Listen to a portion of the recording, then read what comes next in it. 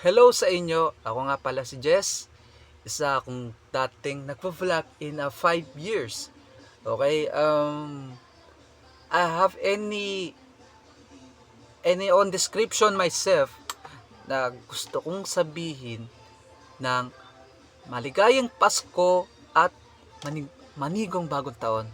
Kaya ito ang messages ko para sa sarili ko or sa naranasan ko ng 2025 at bukas ang kaarawan ng birthday ko. Okay? At yung masasabi ko sa naranasan ko or sa naririnig ko. Ito Sa nagbibigay ng advice sa akin since February. Okay? Nung simula nakauwi siya, then yung isa naman masyadong demanding sa mga magandang moment. Then yung madami siyang sinasabi sa akin, yung mga maling payo or maling nasasabi, akala niya talaga ay kinokorek niya ako. Kasi kinokorek niya ako, parang feel talaga na magiging masama akong lalaki, magiging manloloko ako. As in sa sarili ko, X yan ha. Kasi ito yung totoo Di ko kailangan iasa sa payo ng iba kasi parang nasisira yung image ko. Parang di ako pinalaki ng maayos ng magulang ko kung susundin ko yung mga mali nila. Lagi ako nandito sa bahay.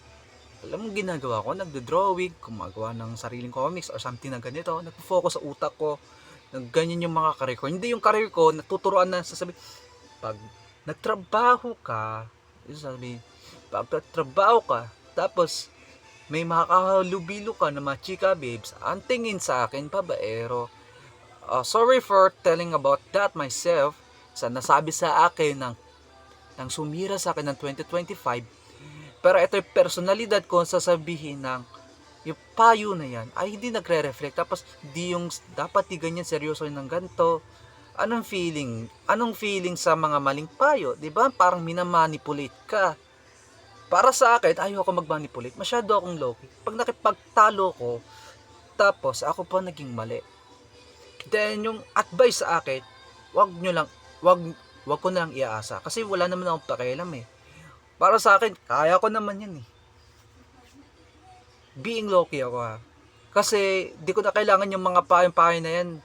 Tapos mali-mali sinasabi nyo, parang feel nyo, itatama nyo ako sa mga ganyan. Hindi, parang gusto nyo, madidistract ako sa mga ganyang goal. Kaya ito sa pabati ko sa Merry Christmas, sa sumira ng 2025 ko, di kayo pasok sa 2026 ko. Para sa akin, X kayo. Alam mo bakit X? Pwede ko kayo burahin. Ayun lang. Pero payo nyo sa akin, di magre-reflect kasi wala akong alam. Mas alam ko yung sarili kong kalagayan. Pero yung payo nyo sa akin nakaraan, hindi magre-reflect. Hindi mapapasok sa tenga ko yan. Kasi bingi ako. Kahit inutusan ako, bingi ako. Ayun, totoo. Pero sa mga maling payo, bingi ako. Tapos kayo naman, magre-rely kayo na tama yung sinasabi sa akin na ganito, tapos kinukonsintin niya. Pag kinukonsintin niyo yan, masyadong umaangat ang ego.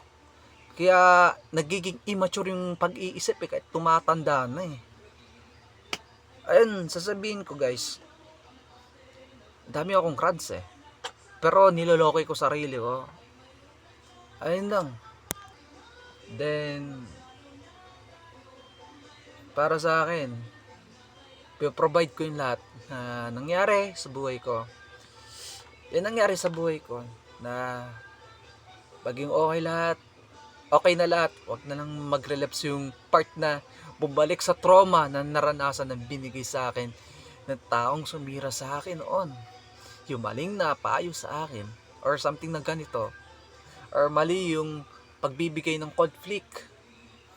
Yung sinasabi sa akin na ganito, ano kasi, ayan, yan.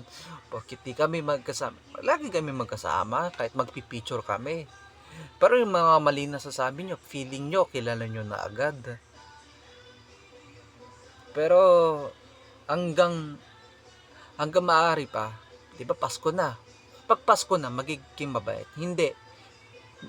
Kung Pasko man or hindi Pasko, araw-araw tayo nagre-reflect sa sarili natin ng kabutihan. Huwag tayong huwag tayong masyado magiging hypocrite. Para sa akin, magiging totoo tayo. Huwag tayong magiging plastikan kapag kada event lang.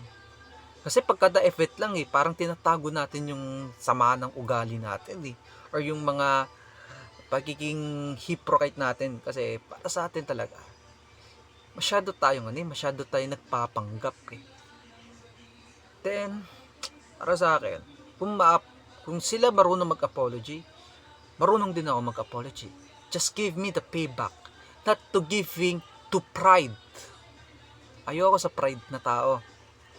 Ayaw masasabi ko sa naranasan ko ng 2025 at sa birthday ko. Salamat sa mga taong nagmamahal sa akin. Salamat sa taong sumusuporta sa akin at umiintindi. Pero sa mga maling nagbigay ng payo sa akin, umalis na kayo. Go away. Kasi distracting kayo, kaya pwede ko kayo burahin. Kaya kahit sabihin sa akin, naalala mo ba ganito sa abura na Yung reaction ko parang something na parang parang di ko alam Parang hindi ko namalayan. Sabi ko, naalala ko. Sabi ko, wala. Tapos kayo naman, yung mga ibang konstitutor dyan, wala akong pakialam. Kahit ipaalala nyo, iparemind nyo sa akin, wala kayong magagawa. Kasi nakakalimot ako.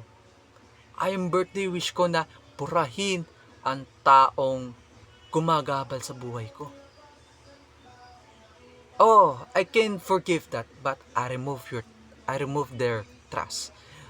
Kaya ko burahin yung mga taong na sumira sa aking nakaraan at nagmamanipulate sa akin ng ilang beses.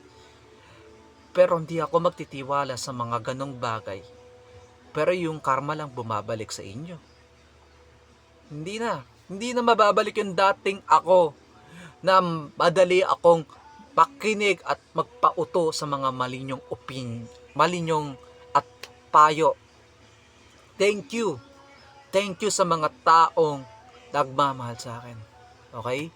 Sa mga nagbibigay ng payo sa akin, yung mga maling payo sa akin, be matured enough at marunong kayong gumawa ng tama. Marunong kayong magsabi ng tama sa akin. Kapag may mali kayo nasabi sa akin, goodbye na lang, sinhuyo kayo.